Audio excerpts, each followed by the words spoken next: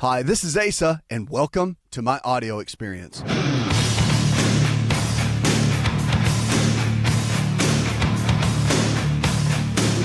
prescription for change. We're going to kick this show off and go with Larry. Larry, welcome to the show, man.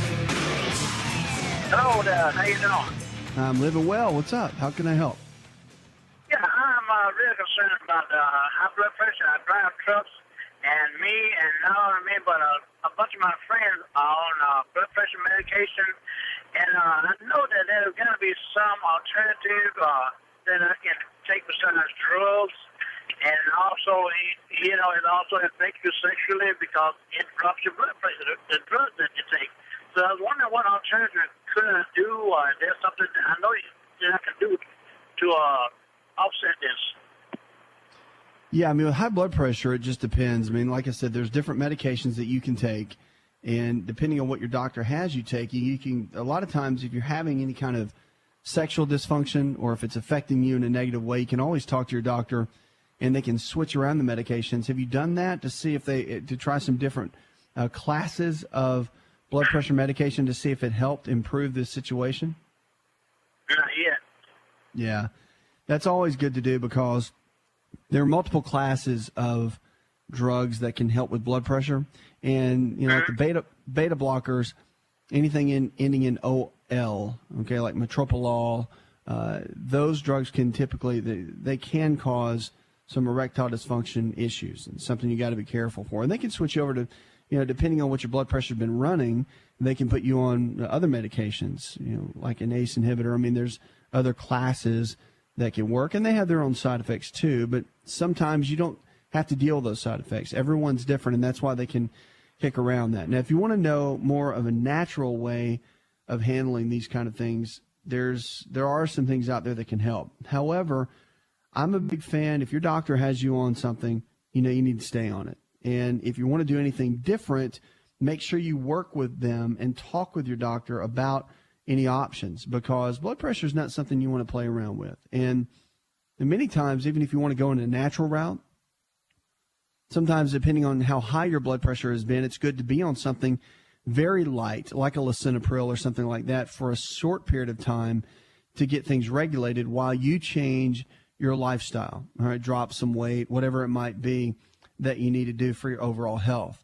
So just a couple of things, at the end of the day. But naturally, a couple of things. L-arginine, L-citrulline, they work hand in hand together along with potassium and green tea. There's different supplement combinations that they make that what it does, it helps with nitric oxide in the body. They've also done studies on that says that it can increase or improve erectile dysfunction, and it can help with blood pressure related issues. So, I mean, that's something you might want to look into, do some research on in those supplements. Now, the other is jumping on a rebounder or a mini trampoline. Many studies have been done with mini trampolines. I mean, first of all, it's pretty fun. If you haven't ever done it, you get a little mini trampoline for like $100, and they're a great company to get it from is urbanrebounder.com. They have them at Dick's Sporting Goods, but you can also order online, and they're very durable. You've got to really be careful with the foods that you eat. I know it's tough to eat on the road, but you can make better choices. My book, Empowering Your Health, will lead you down the way of making better choices that can be very helpful to you in that path. Talked to a lot of truckers here on the show, obviously, and so we've come up with a lot of great tools to help you guys. But as far as blood pressure goes, supplementation can be helpful. Exercise is a key. And, while you're driving and doing what you do, make frequent stops if you can. And if you can get out and walk 15 minutes, maybe 2 or 3 times a day during those long treks where you're maybe driving 12 hours or so, that can make a big difference. Even the walking can truly help in blood pressure related issues. It has been proven that the exercise can be so helpful. But again, nothing's going to happen until you change everything. And that includes diet. Your habits are so key when it comes to blood pressure. Genetics play a little bit of a role, but it's habits, weight, and the overall picture, I guess is what I'm trying to say. Okay, keep me posted how it goes in your new lifestyle choices and working with your doctor. You can always email me, 888-283-7272. Lines are open. Got questions about your health? We'll take them right now. You can always shoot me that email we'll be glad to take your calls, 888-283-7272. Chris in Cincinnati, Ohio writes, I've been struggling with high blood pressure and high cholesterol. Well, we just tackled, Chris, the blood pressure related issue. And if you're looking from a more natural perspective, then that's what we just talked about. Let's talk about cholesterol for a minute, because cholesterol and high blood pressure goes hand in hand. And when you are looking at the two, you have to make sure, obviously, if you tackle one, you've got to look at the other with many people. A lot of times people are on statin drugs that are also on high blood pressure medication. So really the two go hand in hand when you're working through those. So cholesterol, let's talk about it. One of the big issues with cholesterol, they say it's genetic. It's really more lifestyle. It's really more to do with the foods that you eat every single day. That makes a huge difference. Cholesterol is a liver issue. It's not a heart issue. Actually, cholesterol is made in the liver. You've got two types. You've got the HDL. Those are the good guys, high-density lipoproteins. And you have the low-density lipoproteins. Those are the LDLs. So both of those are key ingredients for what your body uses for hormones and for other aspects of our health. You want to have the HDLs about 50 to 70 on the blood test. You want to keep the LDLs under 100. And that's for overall cholesterol health. Now, getting it too low can be a challenge, so make sure you don't get it too low, even working with your doctor. So just make sure that you stay hand in hand with them. But at the same time, there's a lot of natural things you can do. Now, if you're taking something like Crestor or any of the statins, simvastatin, whatever you might be taking because of cholesterol, one thing you have to know that statin drugs will deplete the body of coenzyme Q10. Coenzyme Q10 is very heart protective, and that's why people that start taking statin drugs over a long period of time can have some instabilities in their heart. And when you have instabilities in your heart, that obviously not a good thing, right? It goes opposite of what we're trying to accomplish. So supplementing with CoQ10, talk with your doctor. It's pretty standard of care now with physicians that are giving statin drugs to put someone on CoQ10, 50 milligrams minimum. Some even go for 100 milligrams, but just check with them and keep on that. That's the research that's out right now. But cholesterol, we've known for years that eggs are the top cholesterol-lowering food that we have, and it's in the yolk. The yolk actually creates, has two components in it that actually creates almost a shearing method to get rid of the plaqued arterial walls. So 2 to 3 organic eggs every single day cooked in coconut oil or butter can actually be extremely beneficial. Now, if you don't want to cook them, throw them raw into a smoothie. Another great way to do it. A lot of times that's how I take my eggs. The less you cook the egg, the more intact the protein is, the better it is for you. So just a couple of things to think about when it comes down to keeping those cholesterol issues where they need to be. Red yeast rice, that's actually what they based a lot of the statin drug research on.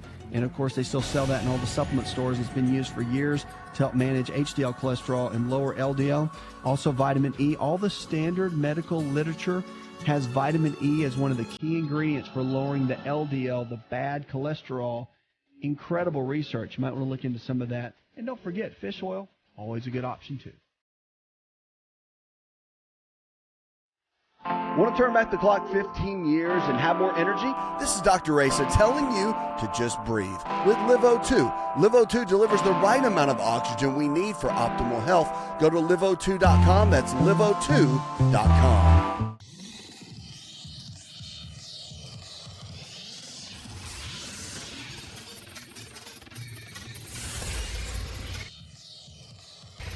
To find out more, connect with On Call Radio online at InShapeNetwork.com. Lines are open, 888-283-7272. Welcome back to the show. This is your show. It's the show where your health is your greatest wealth. Check us out on the web. Remember, if you're looking for a lifestyle provider in your area, someone that believes the same way we do, check out the website. You can find one of the professionals in your area that can help improve your lifestyle and take you to the next level. We got Jamie in Toledo, Ohio, that says, my husband, who's only 29, is suffering from restless leg syndrome, or RLS. It's a little young, isn't it? What can he do for this? Well, with restless leg, depending on what the root cause is, and I'm not sure, you didn't list any medication that he might be taking, but I can tell you that restless leg typically comes from a mineral deficiency. That's what usually happens.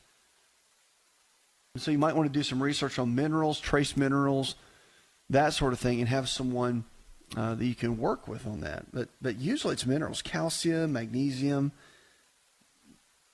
just because our soil is so depleted, believe it or not. And when you get under high amounts of stress, whether it's work-related or just life-related, a lot of times minerals get deficient. If your diet's not that great, and again, with the soil being what it is, and only 1.5% of Americans actually eating vegetables, that's pretty staggering, if you ask me.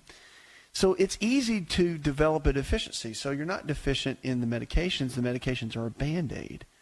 What you got to do is figure out the root cause and the reason why your body's acting that way in the first place. So restless leg a lot of times comes down to minerals. Take a peek at those and do some research, and that might lead you in the right direction. 888-283-7272. Going to the phones to talk with Reba. Hi, Reba. I'm overweight and have high bad cholesterol. But every time I eat any kind of carbohydrate, I crave sugars. About 10 minutes later, I crave sugars so bad. Sugar cravings. What do you do?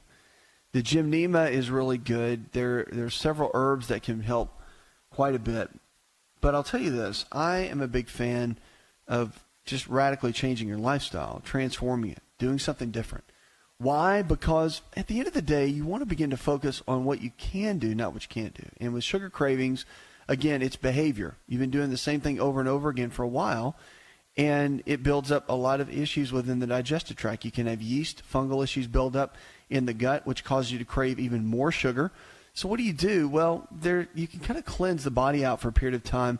If you cut out a lot of the grains, the bread, pasta, cereal, crackers, cut out a lot of the dairy, milk products, all of that can make a huge difference in a lot of the cravings. And again, using fats like almonds, walnuts, cashews, avocados, kind of that sort of thing. The omega-3 fats, 6s and 9s, combined lean quality proteins, chicken, fish, beef, or eggs. Those two together with vegetables for carbohydrates, you do that for about 21 days, and typically the body can reset itself. You can lower the inflammation. You can begin to reset the body, and the sugar cravings can tend to do quite well. Now, there's supplements you can work with, but again, supplements are what they are. They're a supplement to an already great diet. My kind of input to most people at that point in time is get your diet where it needs to be, get your choices where they need to be, and many of these other issues will fall in line. Start with what you eat. Such a critical piece of it.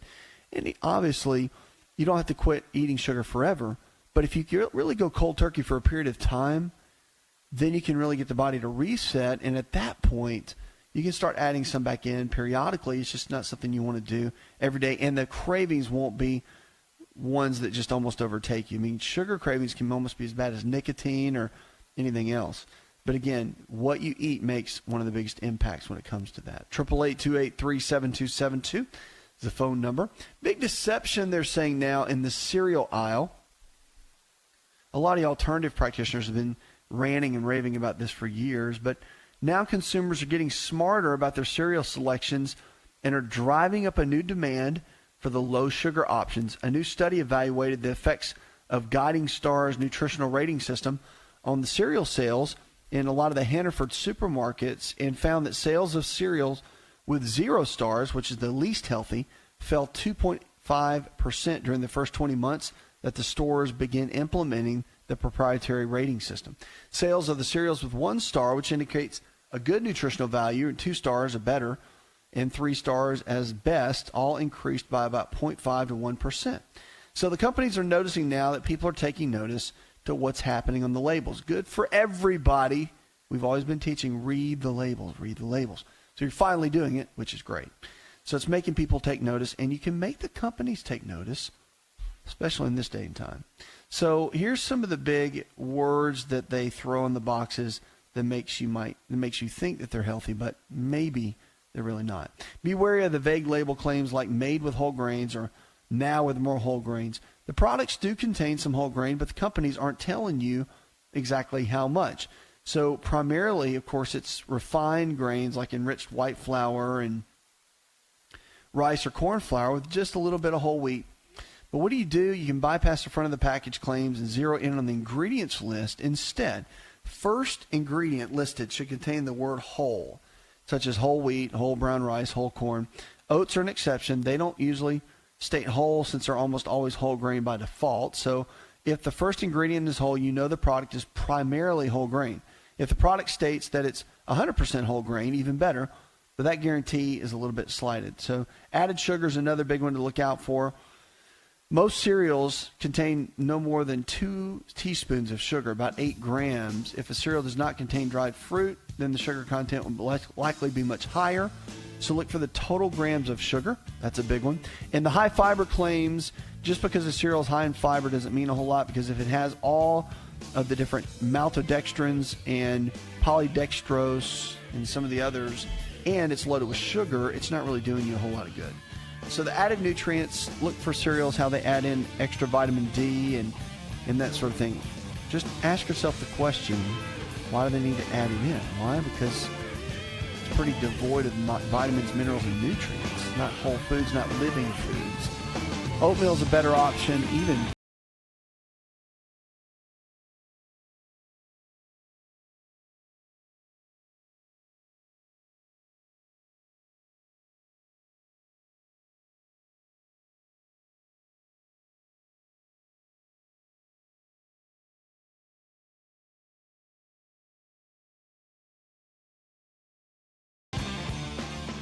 Hi, it's Asa. I'm giving you a copy of my best-selling book for free to help you in your health journey today. I'll pay for the book. All you do is just cover the small shipping and handling costs. Go to AsaRx.com and get your free book today.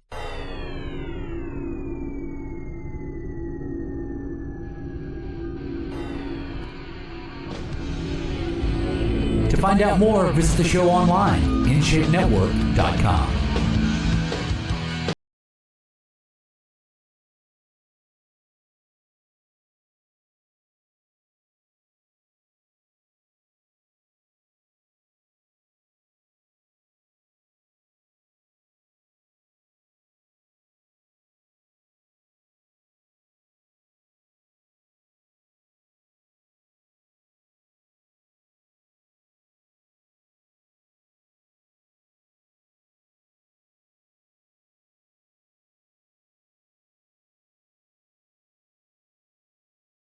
Health is your greatest wealth. What are you struggling with? Let's talk about it.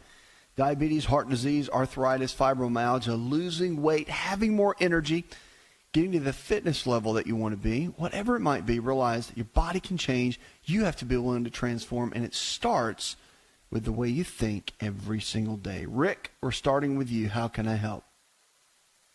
I'm having trouble with numbness in the back of my right shoulder, and numbness under my right arm, and numbness on my back on the right side of the spine.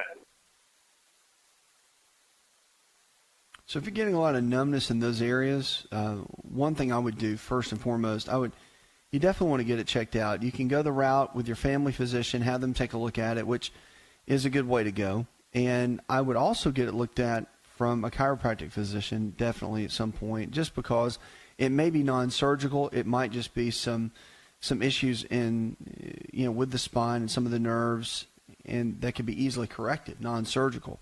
And so that's a great way to go. But if you go that route, see your family physician and see a chiropractic physician, you'll do well, because you're going to get great input and insight with where the body's going at that point. So at the end of the day, it's a great spot to begin with.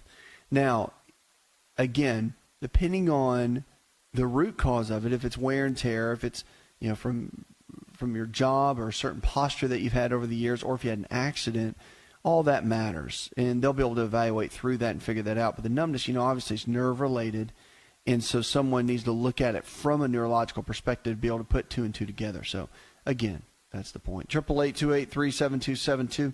Lines are open. Questions about your health, give me a call right now or go online. Ronnie, you're next with us. How can I help? I'm an over-the-road truck driver, and I had started out trucking at 205 pounds, and I had lost down to about 183. And I try to work out in the truck, and I say something about healthy fats out of things like nuts to help promote muscle growth.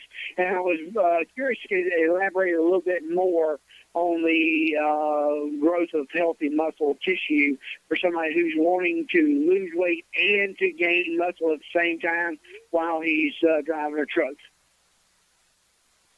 All right, so that's a great question. So here's the deal. There's a couple of factors involved. Now, what you're asking, there's a little bit more to it. So can you lose body fat and gain muscle? Yes. How do you do it?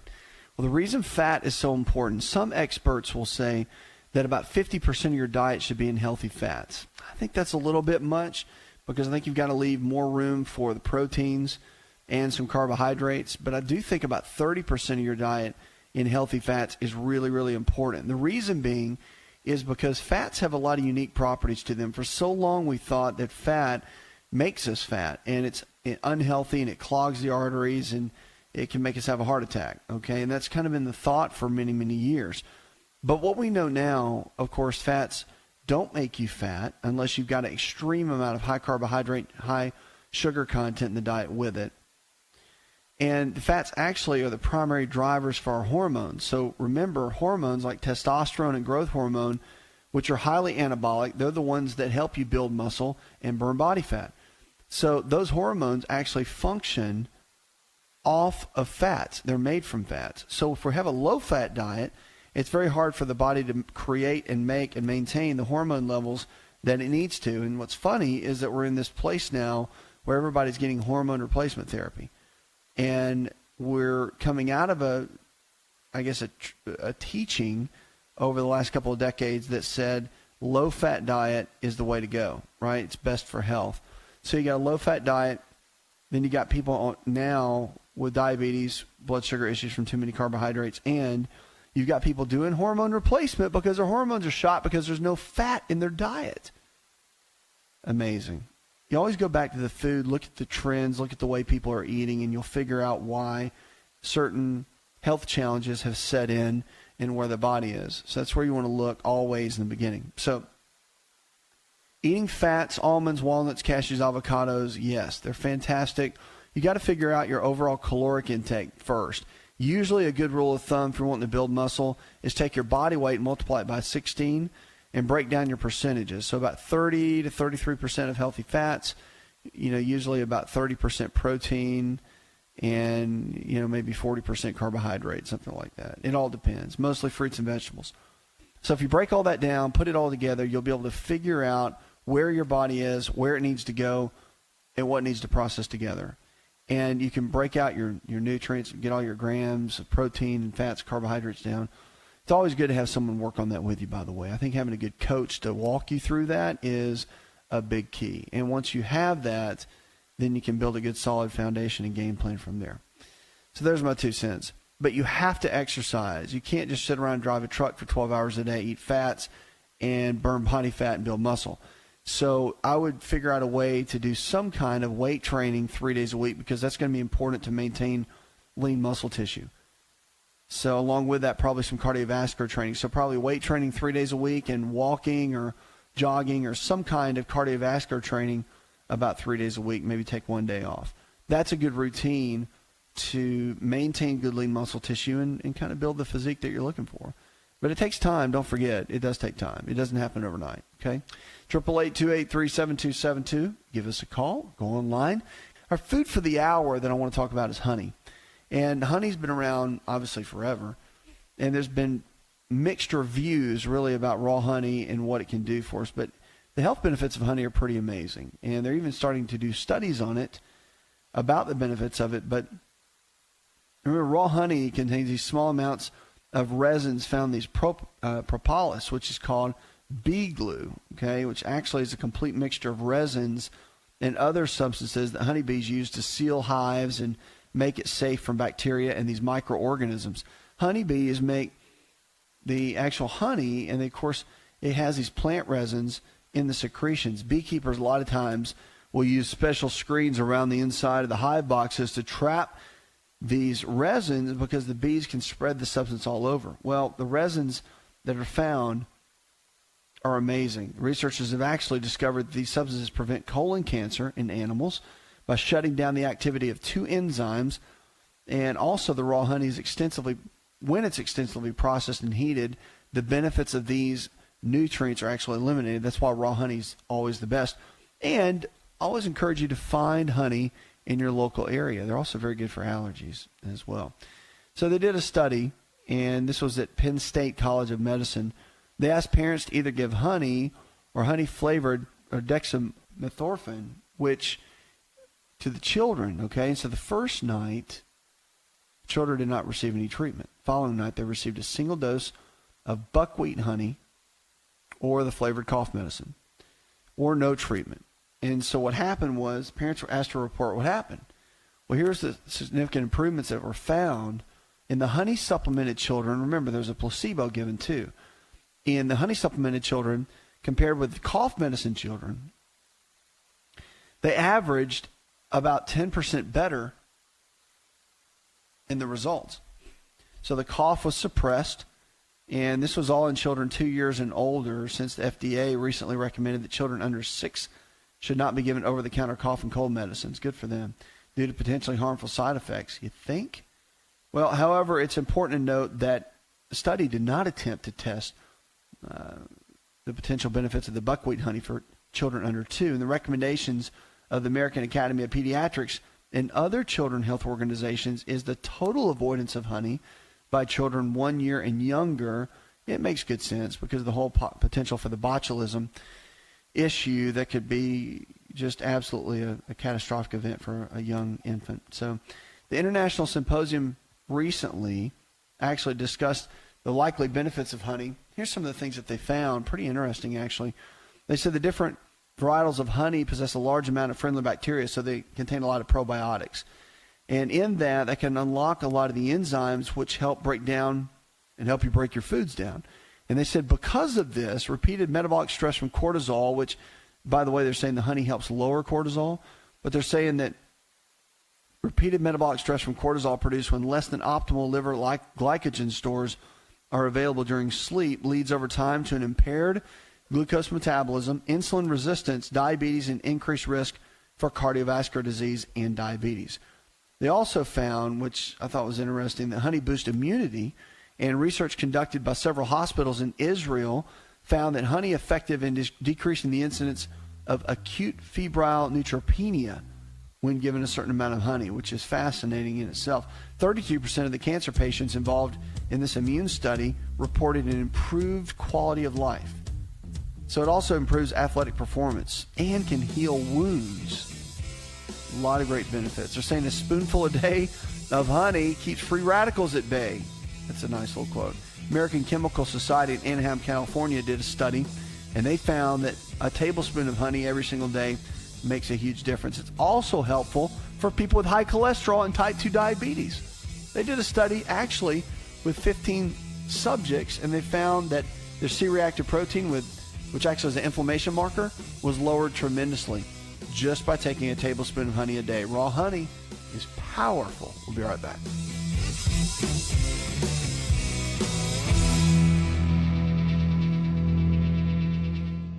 Are you ready to chow? It's time for Keto Chow. When it comes to eating healthy, the keto diet has become one of the nutrition leaders in optimizing health, losing unwanted weight, and reaching your health and wellness goals. No extravagant cooking, no long kitchen cleanup, and most importantly, especially for me, it's convenient. Just put quality Keto Chow powder in a bottle, add some heavy whipping cream or your favorite fat, a little water, and boom, shake it up and you're ready to chow. Keto Chow tastes amazing. So make Keto Chow easy for you and your family today with Keto Chow. Let's go chow. Visit Keto Chow online at ketochow.xyz. That's ketochow.xyz.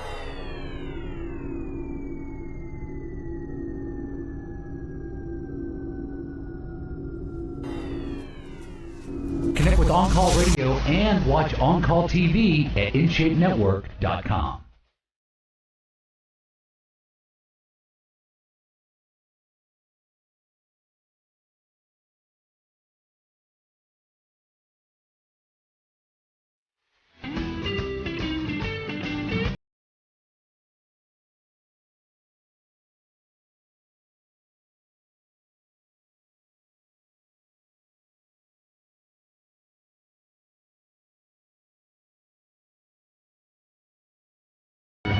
greatest will. Check us out on the web.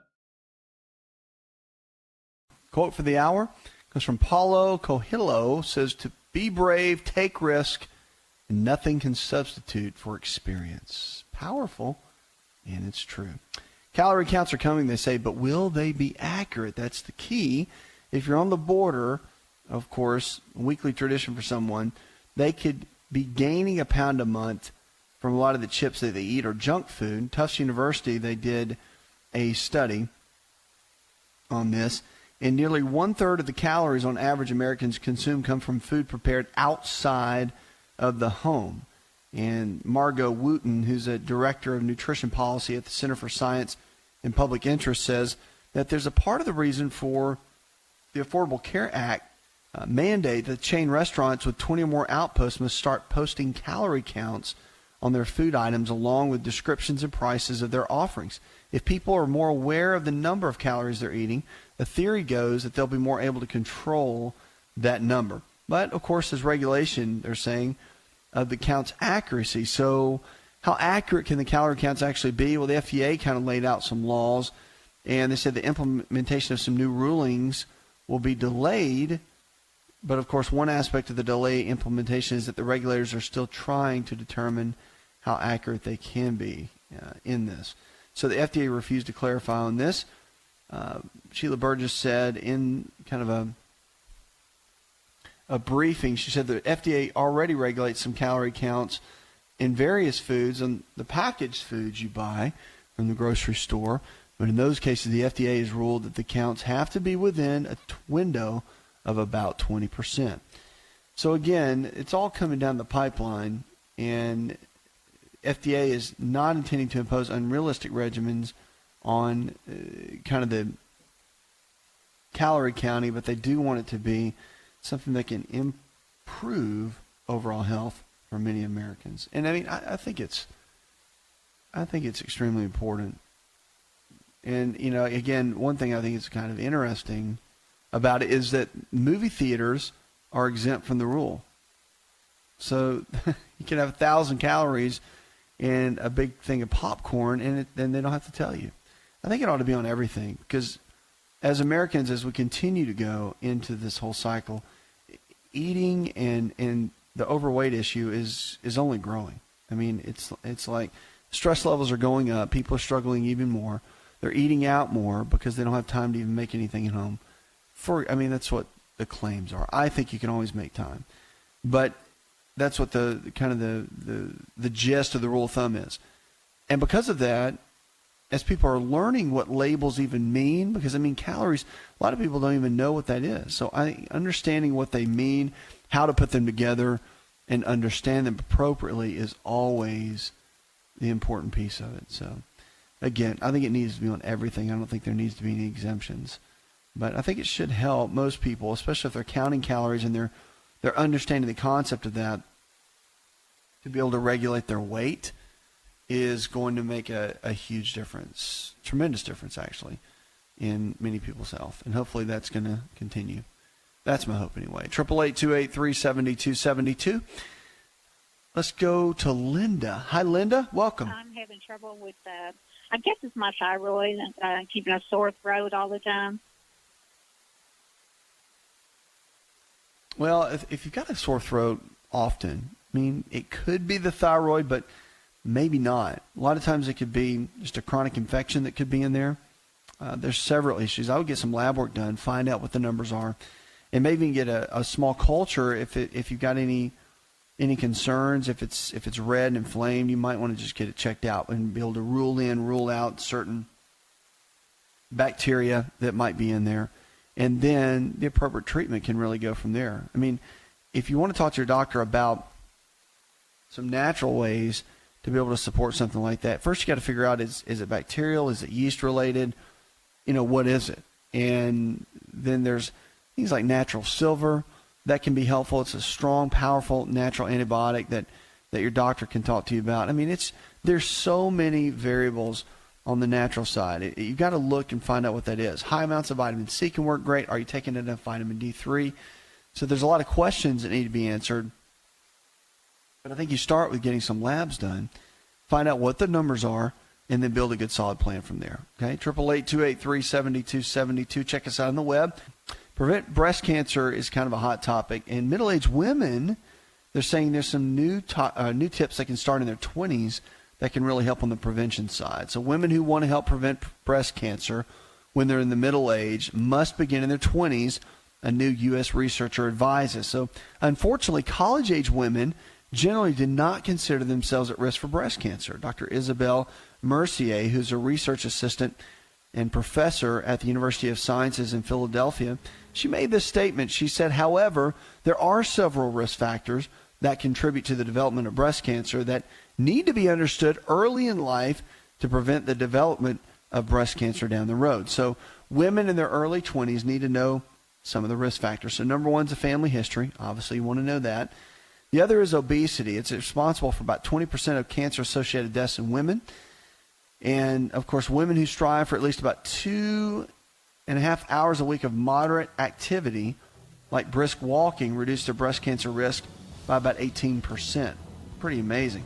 If a female averages a drink a day, her risk of breast cancer increases by 11%. And studies, they really show that alcohol has a strong estrogenic activity. Big deal. So be cautious of that.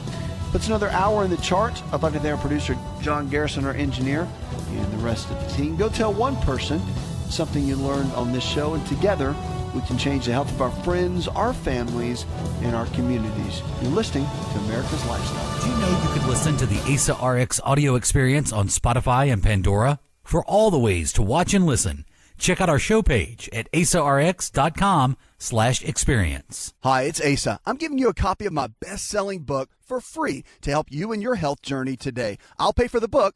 All you do is just cover the small shipping and handling costs. Go to asarx.com and get your free book today. This episode is over, but check episode notes for links to products and services you've heard about on this episode. Thanks for listening and subscribing. Please share the AsaRx audio experience with others and stay in touch by giving us your comment or review.